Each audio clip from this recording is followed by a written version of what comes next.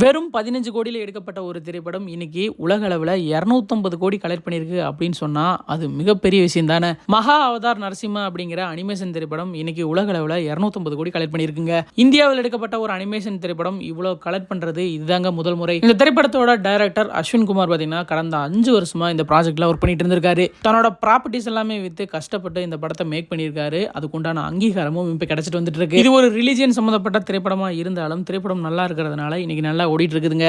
இதே மாதிரி நிறைய திரைப்படங்கள் பார்த்தீங்கன்னா கம்மி பட்ஜெட்ல எடுத்து அது பிளாக் பஸ்டர் ஹிட் எல்லாம் ஆயிருக்கு. காஷ்மீரி ஃபைல்ஸ் 15 கோடியில் எடுக்கப்பட்ட திரைப்படம் 340 கோடிக்கு மேல கலெக்ட் பண்ணிச்சு. ஹனுமன் 40 கோடியில் எடுக்கப்பட்ட திரைப்படம் அதுவும் 350 கோடிக்கு மேல கலெக்ட் பண்ணிருக்கு. காந்தாரா 16 கோடியில் எடுக்கப்பட்ட திரைப்படம் 400 கோடிக்கு மேல கலெக்ட் பண்ணிருக்குங்க. இப்போ இந்த திரைப்படமும் பார்த்தீங்கன்னா அந்த வரிசையில் இடம் பெற்றிருக்கு. இப்போ சமீபத்தில் ரிலீஸ் ஆன வார் 2 திரைப்படத்தை விட இப்போ இந்த திரைப்படத்துக்கு தான் புக்கிங் எல்லாம் அதிகமாக இருக்கு அப்படிங்கிற மாதிரி தகவலும் இருக்கு. எங்க ஊர் சைடில் இந்த திரைப்படம் ரிலீஸ் ஆகல. இந்த வீடியோ பார்க்குறவங்க இந்த திரைப்படம் பார்த்துருந்தீங்கன்னா படம் எப்படி இருக்கு அப்படின்ட்டு கமெண்ட் பாக்ஸ்ல மறக்காம கூட ஷேர் பண்ணிக்கோங்க.